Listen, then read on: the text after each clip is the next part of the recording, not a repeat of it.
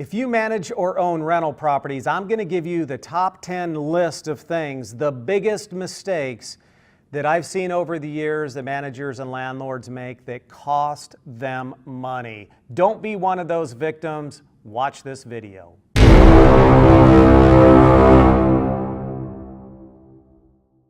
Hi everyone, I'm Paul Vojchehoske and welcome to my YouTube channel here. It's just a portal, a place where real estate professionals can come and get tools and tips to run a more profitable business. All right, before we get started with this video, down here in your right-hand corner of the screen, there is a little subscribe red box. If you would click on that and subscribe to this channel, and then way up here in the upper right-hand corner is a little bell. Click on that as well, and what that does is every time I upload a new video, you get notified that it's been uploaded.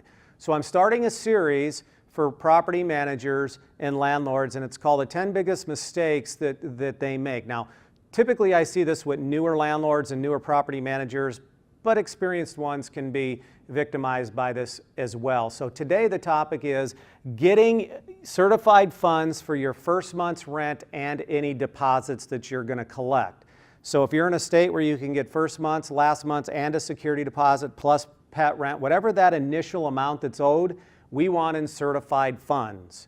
The reason is we want to prevent a professional tenant, and the professional tenants know this trick, from writing you a personal check.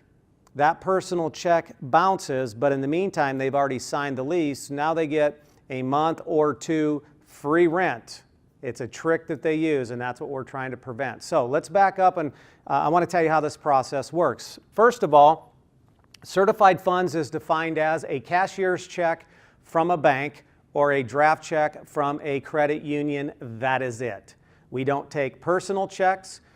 We don't take cash, and the problem with cash is, number one, if you get mugged and get robbed, you can't go back to the tenant to say, hey, I got mugged or robbed and I want that money, I want another set of rent payments. Number two is, if there's any kind of counterfeit bills, you can't go back to the tenant and say, you gave me a counterfeit $100 bill, so I need another one. You eat it. It is your loss. So we don't like to take cash.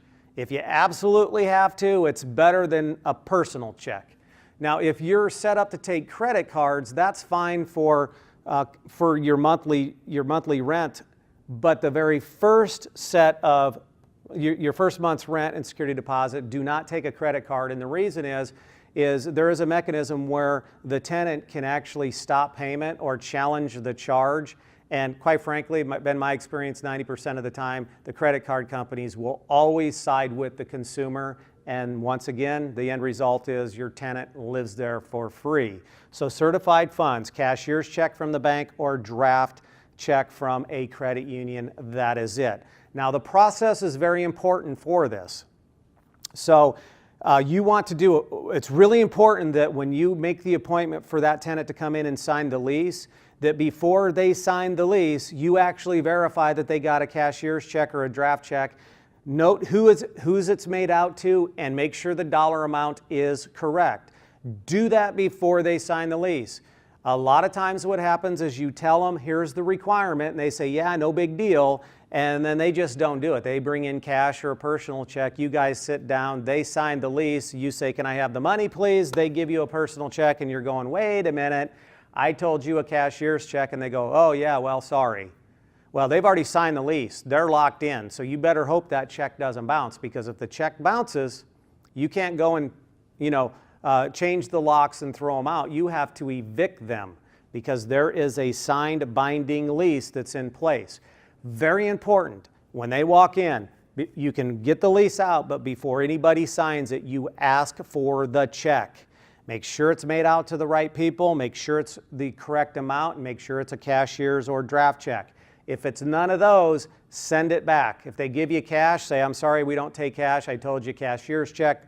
Run down to the bank, down on the street corner there, and grab a cashier's check. That's how you do it.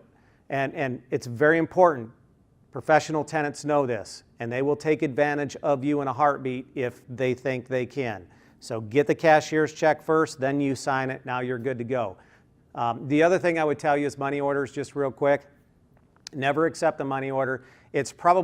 Money orders are counterfeited more than money is, and I've seen hundreds of counterfeit money orders over the years. None of them. Postal Service, it doesn't matter, accept no money orders, at least for that first month's rent and security deposit. What you can do is once they pay that first month in security deposit and certified funds, then you can allow a personal check or a money order thereafter. That's kind of how I have it set up, and it's a good practice. All right, that's all I have in this video. I appreciate you watching. Please do not forget to subscribe and hit the little bell. Next week, we're going to be talking about another mistake that landlords make that can cost you money. So until next time, happy selling.